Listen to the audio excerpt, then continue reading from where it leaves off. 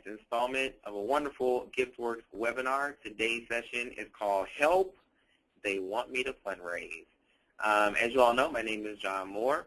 I am the Director of Marketing here at GiftWorks, and I sincerely appreciate all of you taking the time out today to join us for another one of these wonderful webinars. Today, our guest is Susan Black, and Susan Black is the author of the acclaimed Help, They Want Me to Fundraise. So the book that is the driver and the inspiration for the title of today's webinar. Just to give you all a little bit of an introduction, Susan brings over 20 years of experience in fundraising, public relations, and organizational leadership experience to a lean professional fundraising.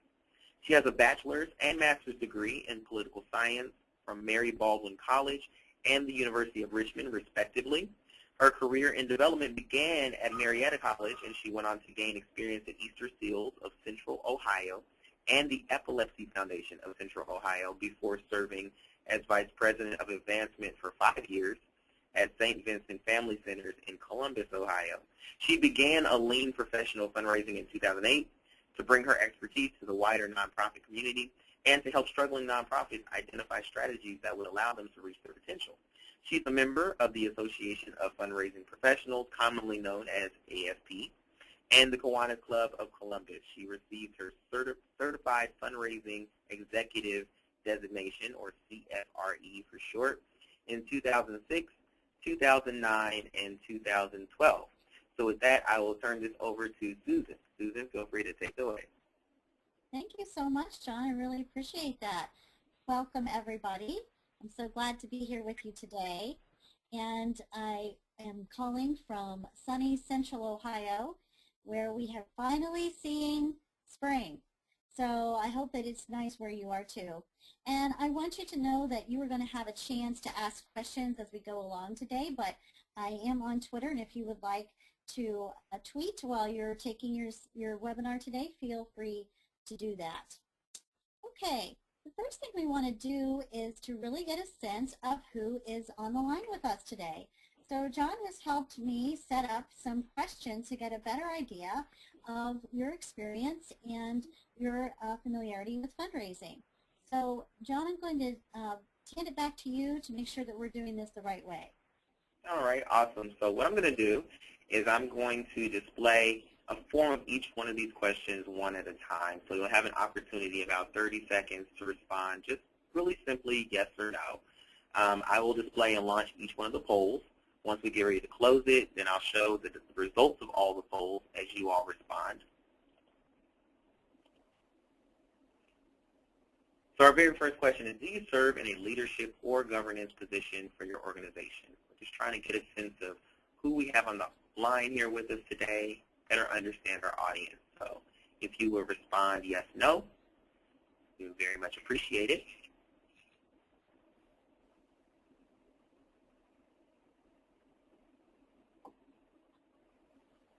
Awesome, and I see all the responses are rolling in. A few more seconds.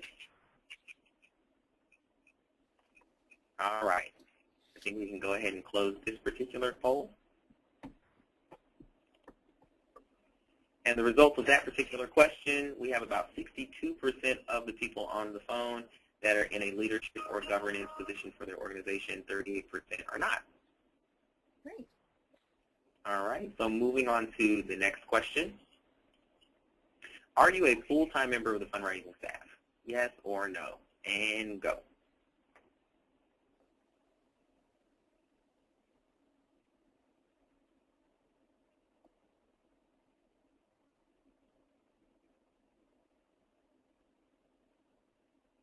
Wow, you guys are quick. Okay, a few more seconds for this one as well. All right, we'll go ahead and share those results. It looks like the majority of the people on the line actually are not full-time members of the fundraising staff. All right, and last question. Are you new to fundraising? We might have different definitions of new, so whatever new means to you. are you new to fundraising?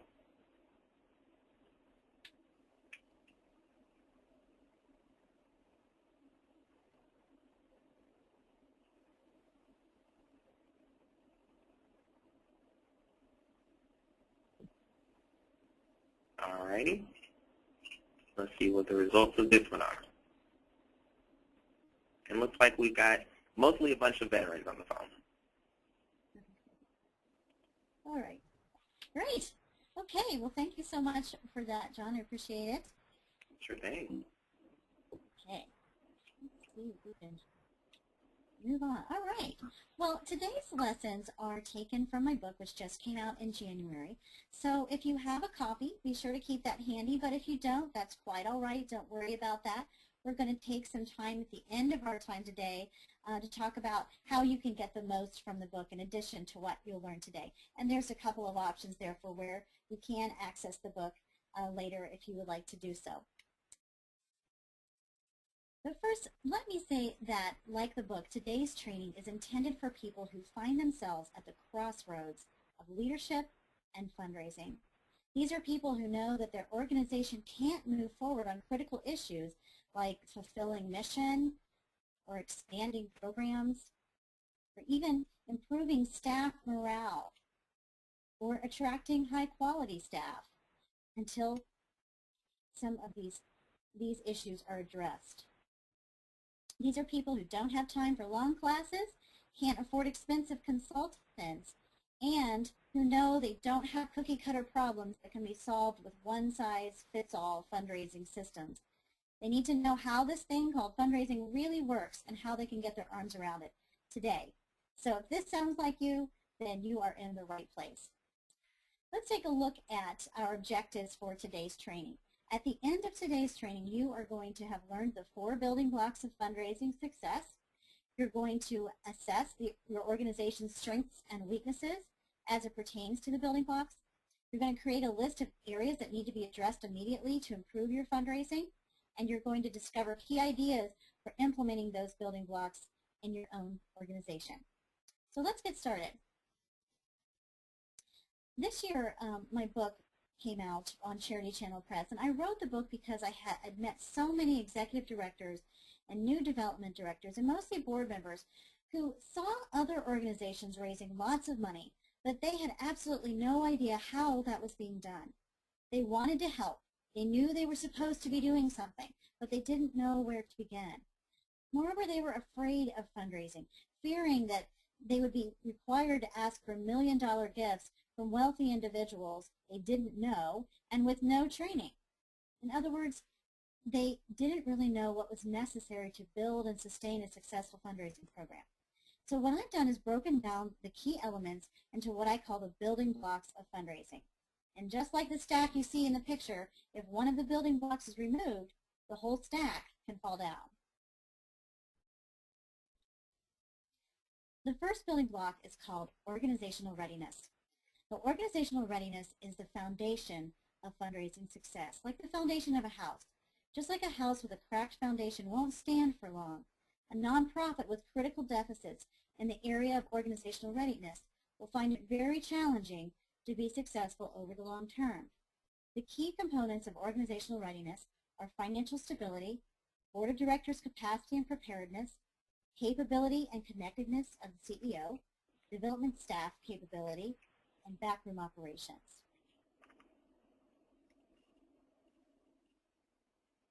Now, hey, Susan, just yes. very quickly, I just need to interject. I'm getting a few notes from our participants saying that they're having trouble with the audio. So I'm not sure if you're able to move a little closer to the phone or maybe turn up the volume on your headset. Okay. I hope that that's a little better for all of those who are having trouble with the audio. Does it sound better to you? Yeah, that sounds a little clearer to me.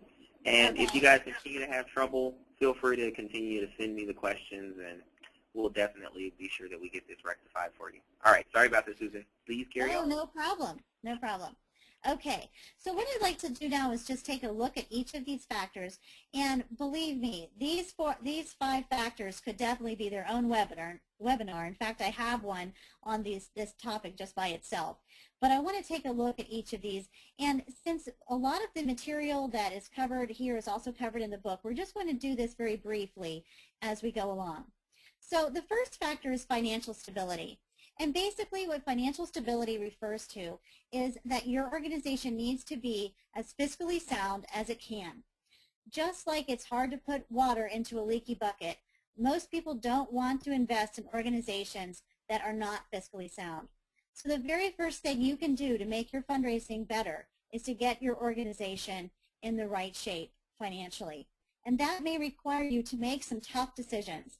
You may have to right-size your organization so that you can actually do your work with the funding that you have or with the resources that you have. And that is very difficult. But ultimately, it is going to be better for you if you can go to the community with the word that you have done this hard work and that your financial chip is in shape. The second factor is board capacity and preparedness. Your board needs to be as diverse as it can be in terms of age, gender, sexual orientation, and anything else you can think of. You really want it to be as diverse as possible. And these folks also need to be passionate. They either need to already be passionate about your cause, or they need to have learned to be passionate because you have articulated that and taught them that. They need to be articulate themselves. They need to be able to really share the story of your organization in the community. They need to be generous as they can be. Now, not every organization is going to have a board made up of very wealthy individuals, but everyone can participate in some way, and that's really the goal. And they need to be big picture people, folks who are not sitting at the board meeting picking out the color of the napkins for the special event. They need to really be focused on governance and on steering the ship of the organization. The next step is CEO capability and connectedness.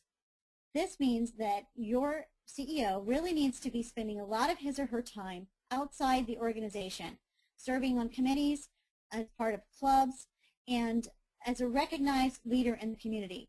You as a CEO are the face of the organization, and you also need to be able to understand your role as chief fundraiser for the organization. Ultimately, the community is going to look to you for leadership of that organization, and you need to be aware of that role.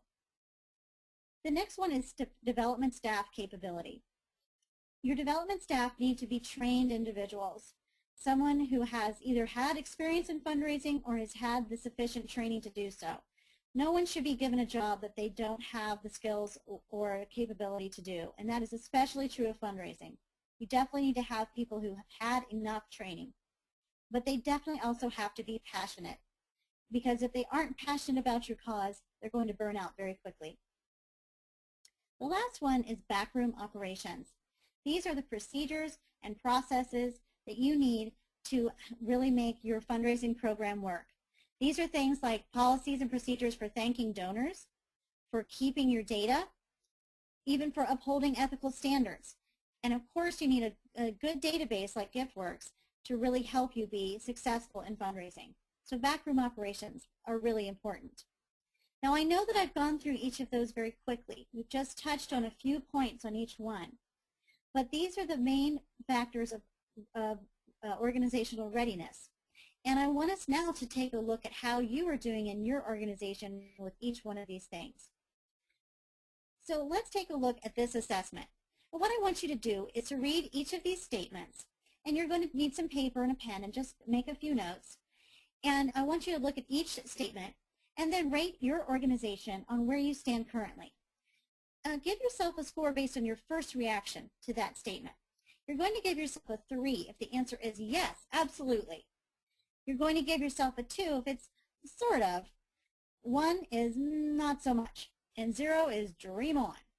These things are definitely not happening in my organization. So take just a moment or two, and go ahead and give yourself a score on each of those statements.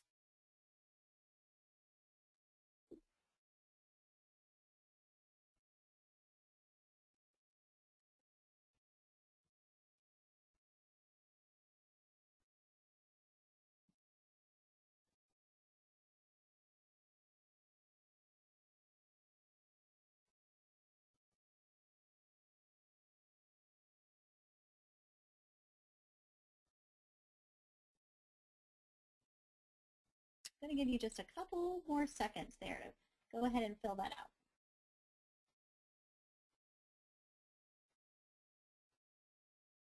John, while they're wrapping up, are we doing okay? Are we doing better on audio?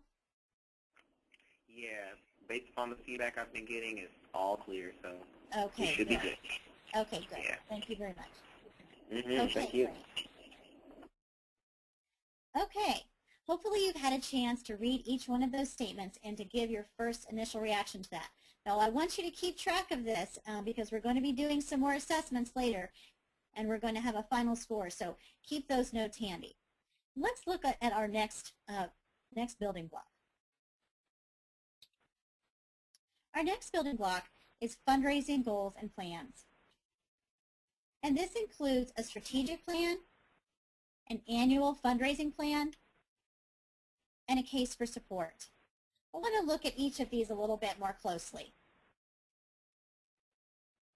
Okay, the strategic plan is a roadmap for where your organization is headed, and it provides direction for everyone in the organization, especially the development staff. Basically, if you don't have a plan, you're like a ship without a rudder. You really need to have that guidance, because if you have a strategic plan that's a couple of years old now, or if you don't remember the last time you did one, or you know that you don't have one, now is the time to take a look and do a strategic plan so that everyone in the organization is on the same page and understands where it is that the organization is going. Now, your strategic plan will help you create your annual fundraising plan, because you're going to create vehicles and choose vehicles and create plans for your fundraising that support the goals that are set out in the strategic plan. The annual fundraising plan should include all the primary fundraising vehicles. We're going to talk about those a little bit more in just a minute, but you're going to want to make sure that you have covered all of those. You want to involve your CEO to the best of your ability so that he or she knows what's going on, and the same is true of your development committee of your board if you have one, a development committee that is. And you're going to want to make sure that you review and update your annual fundraising plan annually. Don't just keep doing the same thing year after year, never looking at whether it's really the right thing to do. Take the time to go ahead and look and see if what you're doing is making sense, if it's really the most efficient, effective way to raise dollars for your organization. That's all going to come from your annual fundraising plan. And the last component is a case for support. And I want to take just a couple of minutes to give some special attention to the case for support. Now, when you hear the term case for support, you may be thinking of a glossy brochure that's used for capital fundraising. Well, that can be true. What I'm talking about when I say a case for support is that it's really a document of documents. It's really a collection of all the information that a funder would need to know to make a decision about giving to your organization. I can also attest that it's very helpful for an organization to create a case for support because it truly provides that information so that everyone is singing from the same sheet of music, that everyone is saying the same things about the organization, and that you have really thought through the reasons why your organization exists and why it's important and what its impact is. I've worked with several organizations who use the case for support as a catalyst for change in their organization. Because sometimes when an organization sits down to do the case for support, they realize that they're really not clear on what their goals or objectives or measurable outcomes are. They really don't know what they can measure and what their impact is in the community. So the case for support really forces you to look at all of those things and to make those as clear as possible. And then you're going to use those things to help you train your board or to write marketing materials, to do presentations in the community, to do your website, lots of other things, and of course grant writing. A case for support makes grant writing much, much easier. It's absolutely imperative for successful grant writing. Remember a few minutes ago when we talked about how your board needs to be able to tell your story in the community. The case for support is an important tool for helping them to do that. Okay, let's take a look now at how you're doing with your goals and plans. We're going to take another assessment similar to the one we just did to see how you're doing.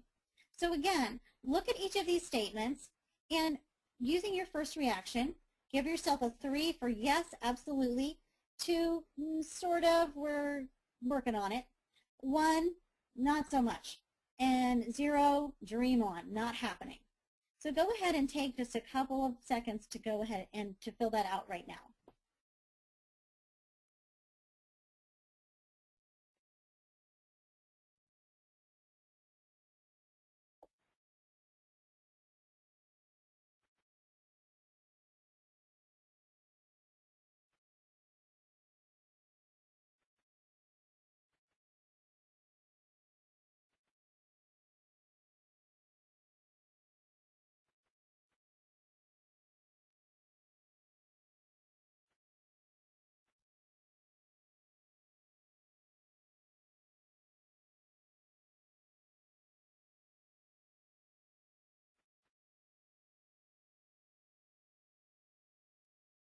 Just a couple more seconds.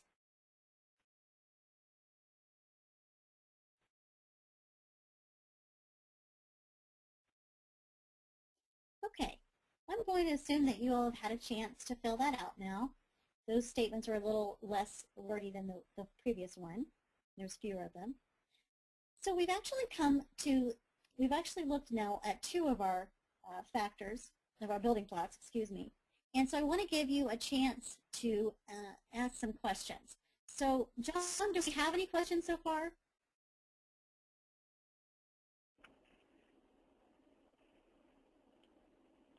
There was one question. So the case for supporting, is the case for support a board task, and does staff participate? Can you repeat that for me, John? The case for support on the poll, does your organization have a case for support? Someone was asking if that was actually more of a board task, or does the staff participate in developing that case for support? That's a really great question. Generally speaking, I find that that is a staff-driven exercise primarily. You can involve board members, of course, and you're going to want to create something for them to respond to. So what I normally do with a case for support is I work as a consultant, and if you're trying to do this in-house, it would be somewhat similar. I sit down with the executive director and the development director, if there is one, or whomever needs to be involved. And we start looking at all the components, and we draft something and start working on it, and then we provide that to, say, the executive committee of the board or the development committee of the board to take a look at and give some response to. I find it's very difficult to work with boards and ask them to write things like this because they get into wordsmithing and they get really bogged down. That it's actually better to have something that they can just respond to. And their response may be, wow, we don't like this at all. I actually had an organization I worked with that went through the entire process. We had signed off on what the case was, and at the next board meeting they decided they couldn't use it. And because there was some infighting about what was presented in the case. So hopefully your board's not that political, but if it is, just know that it can be a challenging process to allow them to have the driver's seat on that task. I would definitely start with staff. All right, and then one other question. We're actually getting a number of questions that are along the same line. Is there any example or a template of a support case document that you might be able to provide or email as a follow-up? I think we're looking for a lot of templates that could be used as a framework for something like that. Absolutely. Actually, in the book, there is a template. It's really more of a framework. It allows you, it's a worksheet, actually, to start with that will help you get together all the components that you would need for a case for support. That's a very detailed document, and would definitely want to follow up with folks rather than spend our time right now going over those components. But yes, that is something that we can you can find pretty readily, but I would definitely send you first to the book to find that worksheet. I'm also happy to provide that. I believe I have that worksheet separately as a document that I could send out if folks want to email me. At the end, they'll see my email, and I can send that to you directly if buying the book is not something you can do right now. But yes, there is a guide there that will give you all the components. All right, awesome. Okay. All right, we ready to go on? I think we're ready to move on. Okay, great, wonderful. Okay, our next building block is primary fundraising vehicles. These include the 4 items you see listed here: annual gifts, special events, major gifts, and planned gifts. I just want to touch on these very briefly. Annual gifts are gifts given each year, usually by individuals, and comprise the largest amount of gifts given in the United States every year. The second is special events, which I assume you are all familiar with. Everything from bingo to a formal gala falls into that category of special events. The third is major gifts, which, if you haven't had much fundraising training, you may think means big gifts. Well, it does, but specifically when I refer to major gifts, what I'm talking about are gifts that are usually given by individuals from their assets, not their income. They're given over time and usually for a specific purpose. I'm going to say that one more time. Major gifts are gifts given by individuals from their assets, not their income. They're given over time and usually for a specific purpose. And we'll talk a little bit more about that in just a few minutes. Then the last is planned gifts, which are bequests and trusts and things like that, which are set up during a person's lifetime and then benefit the organization after the person's death. Now, just to provide some additional information on the concept of giving vehicles, here is an old-fashioned but tried and true illustration that helps explain how these various vehicles typically work together. Now, I understand that those people who were at International Convention for AFP this year learned about the love pyramid. I'm not ready to go there yet. I'm just going to stick with my good old tried and true here for just a moment. The funds we raise come primarily from annual gifts given by first-time donors through annual campaigns or special events and from people who renew their gifts. So the goal of fundraising is to build a relationship with these donors so that we acquire new donors, cultivate existing donors in hopes that they, quote unquote, move up the donor pyramid. First by becoming consistent donors, then by becoming major donors, and finally planned giving donors. Now, while it's possible for a donor to enter the pyramid at any point and move up or down, often this is the progression of individual donors that I've just described. They start as a first or renewed gift and then move up from there. All right, I want to talk a little bit more about each of these vehicles and give you some additional advice. The annual gifts are really those gifts that come from things like solicitation letters, that Give Now button on your website, or an envelope in your newsletter. My guess is that you're already doing these things. You probably have one or more annual giving type of activities going on in your organization. The key to annual gifts is retention. It's much less expensive to retain an existing donor than it is to find a new one. But that being said, don't neglect acquisition. When you're doing that annual fundraising plan, make sure that you stop once a year and think, okay, what did we do this year to acquire donors? Because you always want to refill, your donor base. And acquiring donors is important. One of the main ways that you can actually acquire donors is through special events. Now, most fundraisers like myself feel like special events are a necessary evil. They are the most expensive, least efficient way of raising money. But they do help us keep our name in front of folks in the community, and they help us acquire new donors. So they do have a place in our scheme of fundraising vehicles. My suggestion is that you keep your special events down to 2, if at all possible, and put all of your efforts into those. And I suggest a friend-raiser and a fundraiser. A friend-raiser is an event whose primary goal is to create ambassadors for your organization, to get folks to know more about you, and to go and share that story with other people. If you happen to raise money at your friend-raiser event, great. But the goal is truly getting more donors and creating ambassadors. The other is a fundraiser, which is just the traditional sense that you're really going to try to do all that you can to raise as many dollars as possible within the context of the event. But if you can, try to keep them down to 2 so that you can really focus all your efforts and your limited staff time on those 2 things. Now, before we spoke about major gifts, And I want to just emphasize that you should not confuse major gifts with large annual gifts. If you have an organization for whom $1,000 is your largest gift, or that's the largest gift that anyone's given to your organization, that's fine. And if that individual is giving that gift on a yearly basis, they are not a major donor. They are a large annual giving donor. You can make them into a major donor by cultivating them, by learning what's important to them, and by interacting with them till you discover what their true passion is about your organization, and then suggesting a project, a program, a need that you have that would match that passion, and asking that individual to make a pledge over a period of time to that special need. So don't confuse the major gifts with large annual gifts, and be sure to really tap into your donor's passion when it comes to asking for major gifts. The last one is planned gifts. And my suggestion here is to do what you can whenever you can. In other words, if you don't have a lot of staff time or expertise in planned gifts, that's okay. You can always remind your donors to include your organization in their estate plans.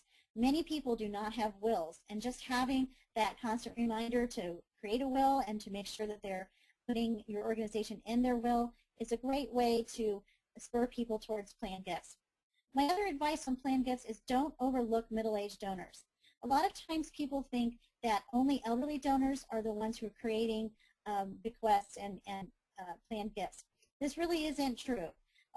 If you think about it, a lot of middle-aged folks are looking at their assets and they're wanting to protect those. They're wanting to make sure that those things are going to be handed down. And so they're the ones really thinking about their estate plans and creating those plans. And if you can start talking to people when they're in middle age, when they begin making their estate plans, then you have a better chance of actually receiving that planned gift later down the line. So that's some information about your vehicles. And I want to just take a moment to allow you to think about your own vehicles and how things are going for you within your own organization. So this is our third assessment. And take just a couple of minutes to look at this. This one's should be pretty short. Again, you're going to give yourself a 3 for yes, a 2 for sort of, a 1 for not so much, and a 0 for dream on. Take just a moment to fill that out now.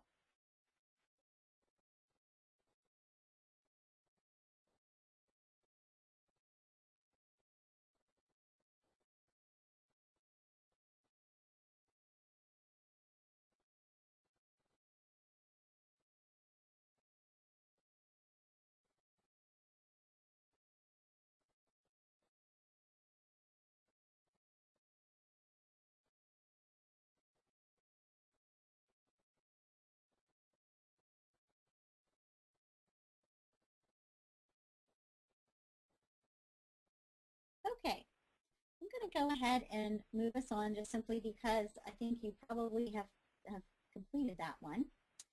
And I have a lot of information on assessing vehicles. So I'm actually going to go ahead and stop again, John, and ask if there's any questions so far. I know there was a lot of information there, and I think we're doing well enough on time that I can go ahead and do that. Have any folks have questions? Actually do. Okay. We actually have a couple of questions. I think a few of these questions we're able to combine because they sort of have the same idea. Okay.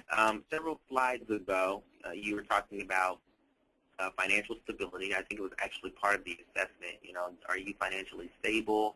Are you operating in the black? All that sort of thing. One of the questions that came in from Tammy was, you know, I'm starting at ground zero. So I don't really have a lot to work with. I'm kind of starting at the very beginning, and I need to fundraise. What is the first and most critical thing that she would need to do? So that's one part. I think to piggyback on that, there was another question from Terry who says that, you know, it seems as though there's an assumption that there's paid staff that is involved in this entire process, and her organization is completely non-paid volunteers. Okay. So although the situations may be a little different, I think the real thrust is similar in that, hey, I don't really have a whole lot of, you know, manpower, resources, capital. I'm just trying to get things rolling. just trying to get things started. Oh, I'm so glad that I stopped and we asked these questions. Just good for you, Tammy, for what you're trying to do. I really just send kudos to you for what you're trying to accomplish there. The most important thing that you can do at this point, Tammy, is to build a base of support. And what I mean by that is you're going to start with your board of trustees. So hopefully you have created a board of trustees who are people who are passionate about what you're doing and who are willing to go out into the community and tell your story. And you are going to use them as the launch pad for your fundraising and for your storytelling in the community. You want to make sure that those people have some good training about fundraising, about being a board member, so that they truly understand what it is that you're doing. That would be my first, first bit of advice for you, is to make sure that you have a strong board and that you have that they have received training so they know what they're supposed to do, and that they can articulate your needs. They can articulate your story. Hopefully, it sounds like you're just starting, and so you probably don't have too many outcomes yet. And I'm guessing that that is probably going to be the first thing that you need to do as you're creating your programs, as you're creating this nonprofit. Make sure that you think about data collection right from the beginning. Make sure that you are building that into your programs so that later, when you do have a chance to talk about the impact that you're making, you can begin to do that very quickly because you have that data. So do think about that as well. So I'm suggesting to you that you do some board training. I'm suggesting to you that you build in your data collection from the beginning on your program design, okay? And then I'm also going to suggest to you that you start with your case for support. Now, you may have already put together some kind of a business plan or some other kind of a plan that you use to create your 501c3 and that you have used to recruit your board members. That can be a good jumping off point. I'm going to definitely encourage you to get the book and work through it. Start at the beginning and work all the way through it.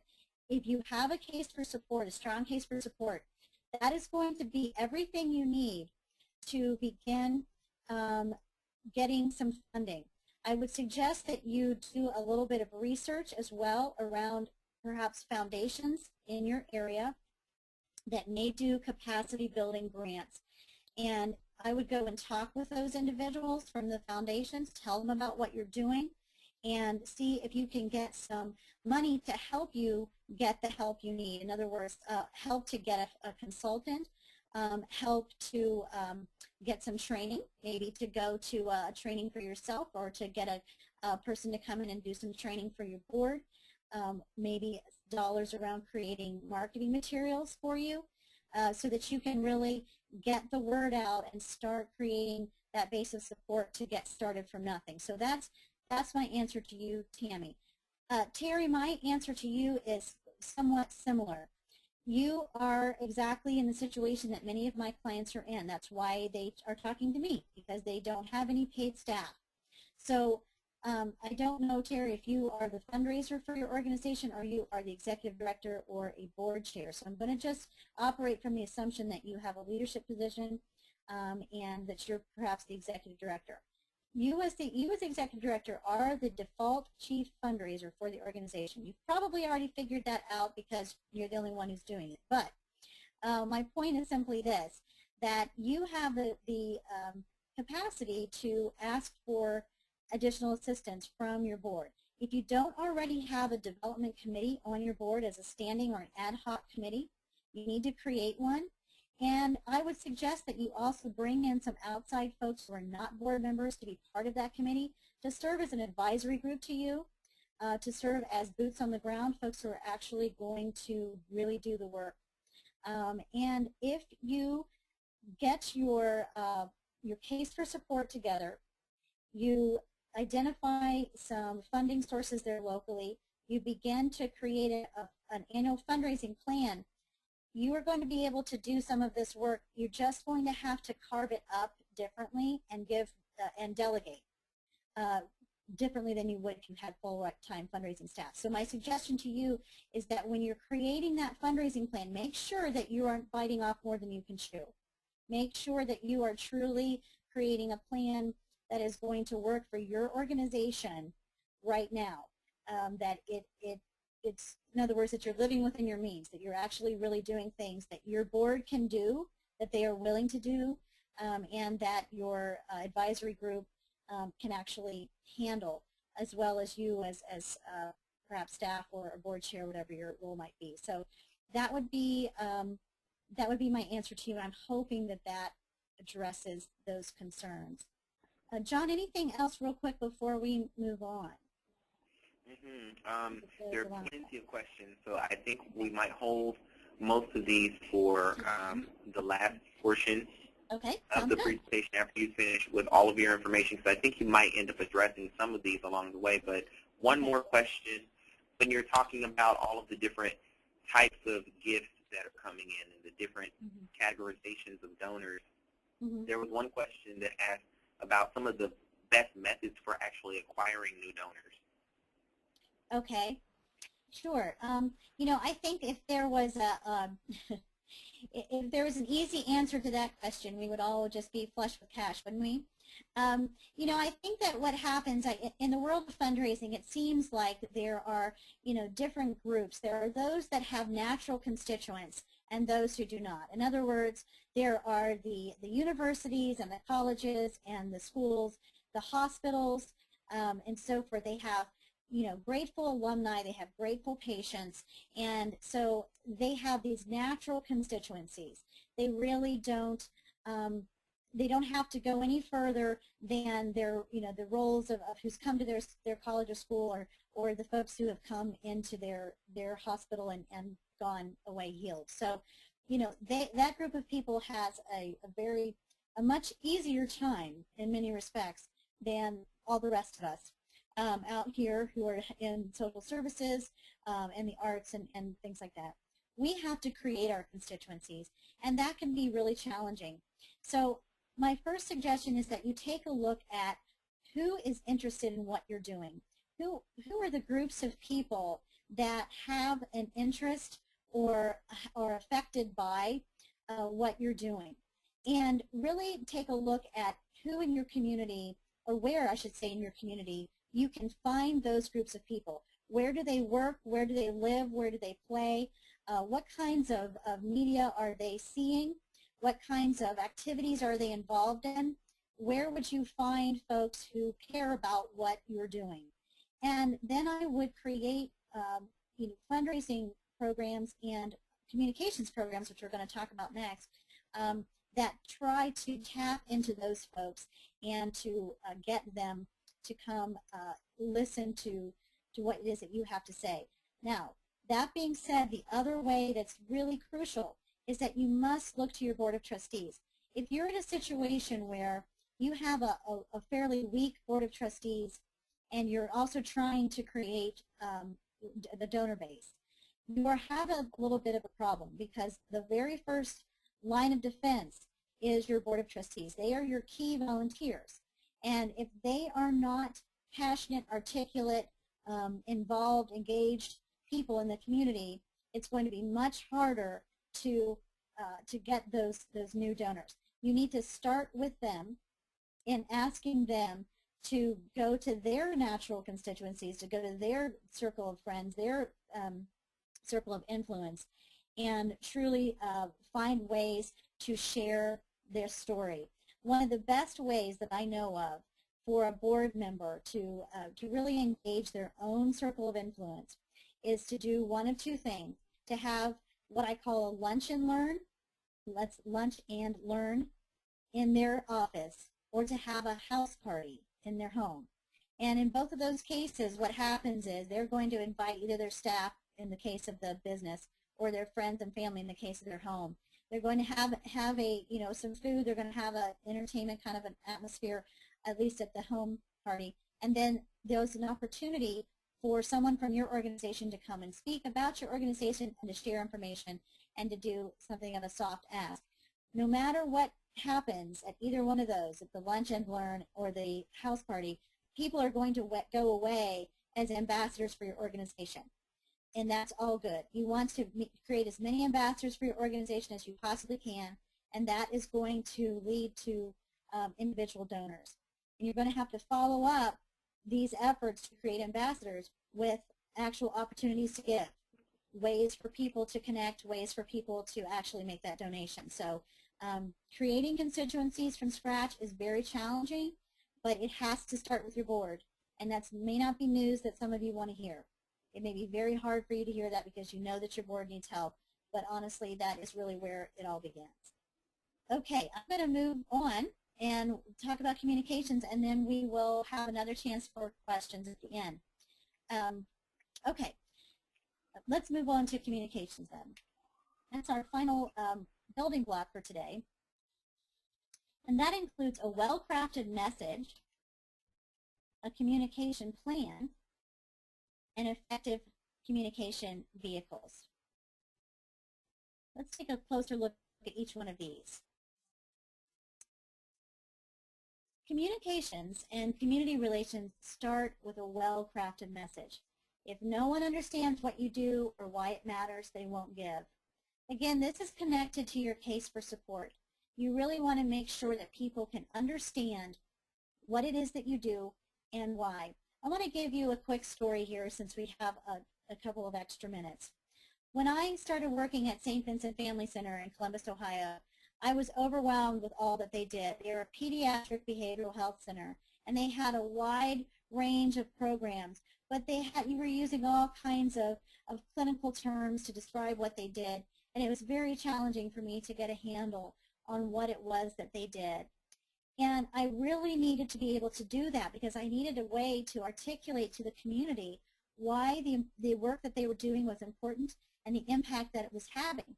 But by throwing around words like partial hospitalization or residential treatment or, you know, Medicaid and clinicians and all of those types of things, it was very challenging to do that. So I began crafting the message so that people could really understand how the mental health system worked and how St. Vincent fit into that system, and the continuum of care, the range of services that they provided and why each of those was important and how they interacted together. But I think the very best thing that I was able to do was to actually cut all of that down to 3 simple words, and those were tough, poor little kids. I guess it's technically 4. Tough, poor little kids. And what I was able to do when I went out into the community was to talk about tough, that they were the hardest to treat children in the system, that they were poor, 90% or more living at or below the poverty level, and that they were little children, that the youngest age that they treated was age 3 up to age 12, that they were the only organization that served children that age in the mental health system in Central Ohio. And people began to understand that message and relate to that message and support that message because it was clear and it was something that they could connect with. So I really encourage you to create a well-crafted message. The next thing is communication plan. The communication plan is important because it helps identify specific audiences and determine the best ways to communicate with them. So just a moment ago when we were talking about creating constituencies, and I was talking about where do the people that care about you live and work and play, this is where the communication plan and that idea connect, which is you need to be able to determine who are all the audiences that you want to reach, and then how am I going to reach them? What are the ways that those folks get their information, and how can I make sure that my message is getting in front of them? So a communication plan does that, and it works very much in tandem with your fundraising plan. And you want that your fundraising goals to really be the driver of the communication plan. You have certain things you're trying to accomplish. You want your communication plan to reflect that. You want to create a calendar of things that you're going to do in terms of, whether that's a press release, an e-newsletter or an e-blast, whether that's a Twitter or Facebook accounts and keeping up with those, whether that's video, whether that is advertising, whatever you want your communication plan to do, you want that to work in tandem with your fundraising plan so you can really make sure that your messages are getting out at the times that you need them to. most effectively. And the last thing is effective communication vehicles. You want to make sure that you have found specific vehicles through which to communicate. Newsletters, social media, annual reports, and even donor letters and invitations can be communication vehicles, along with traditional advertising or participation in community events. But you need to really consider your time and capability. Don't bite off more than you can chew. If you are like Terry and you only have non-paid volunteers working on this, you need to make sure that your communication plan is something that's really doable. It's something that you can actually handle and keep going, because you don't want to start that Facebook page or that Twitter feed and never put anything on it. Don't start them if you don't have a way to maintain them. I just don't use them. That's my my best advice for that. I hate to say that in this day and age, but if you're at a point where you just don't have the staff to keep them up, you need to find other communication vehicles that are going to be more effective for the audiences that you have, that are ones that you can actually do. So be very careful when you're considering your time and capability in terms of communications. Okay, I want us to do our last assessment here and take just a minute or two to fill this one out. There's only 3 here. Again, giving yourself a 3 if you have a yes, 2 is a sort of, and 1 a not so much. 0 is dream on. So go ahead and look at those now and give yourself a rating on that.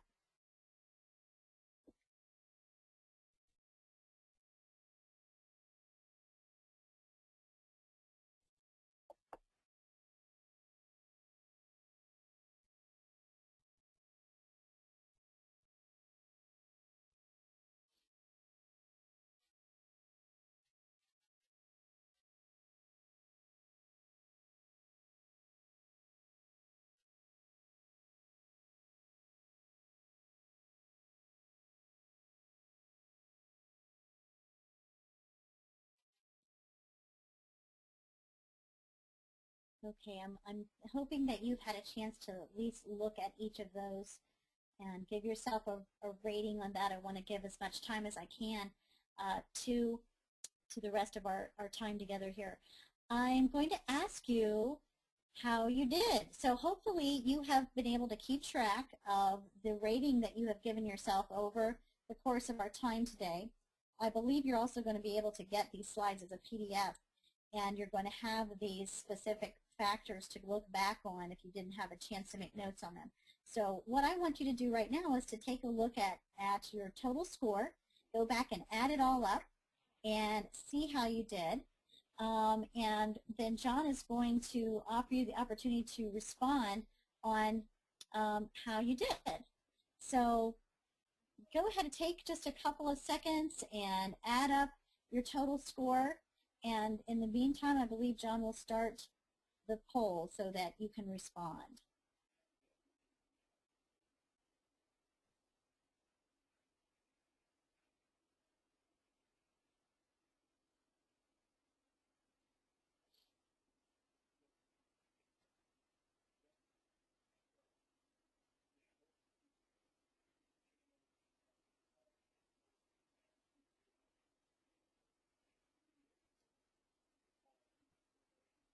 John, I'm going to hand that back to you when you're ready to put that up and walk folks through that. All righty.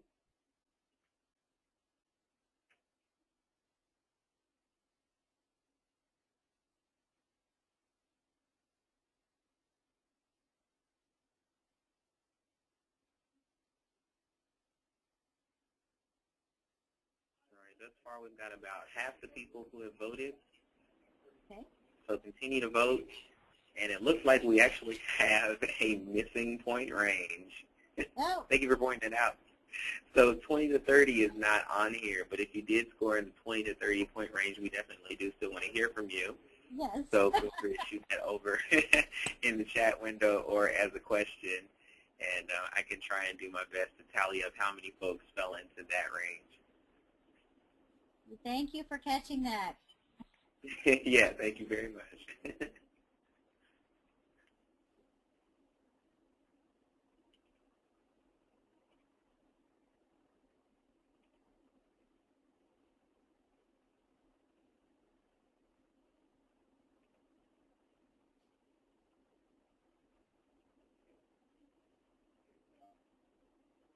Okay, we still only have a little over half of folks who have voted.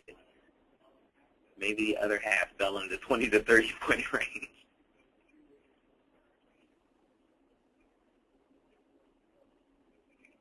Okay. Well, we can go ahead and start talking about it, though. So why don't you let me know how we're doing?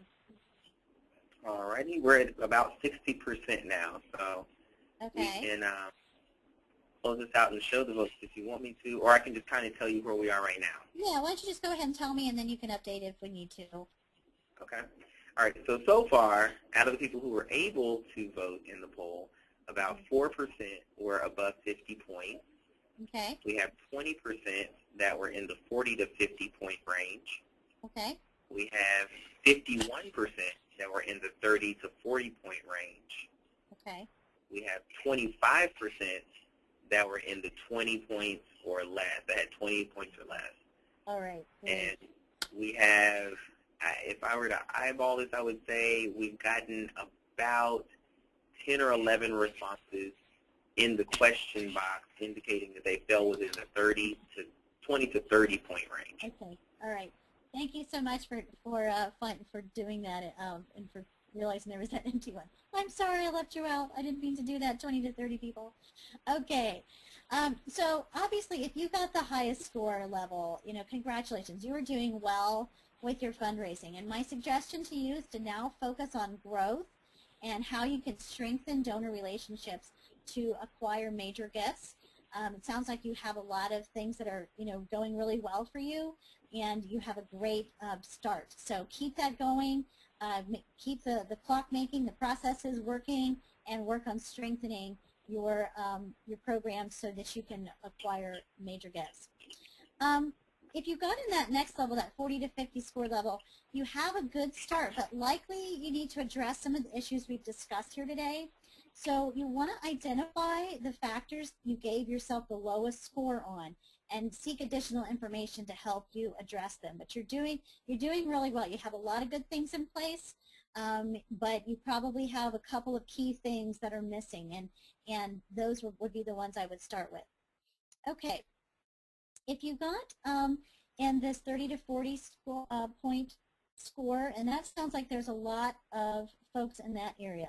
My guess is that you probably have a number of things in place, but you really have some key things that are missing. Your CEO and your board have a lot of work to do.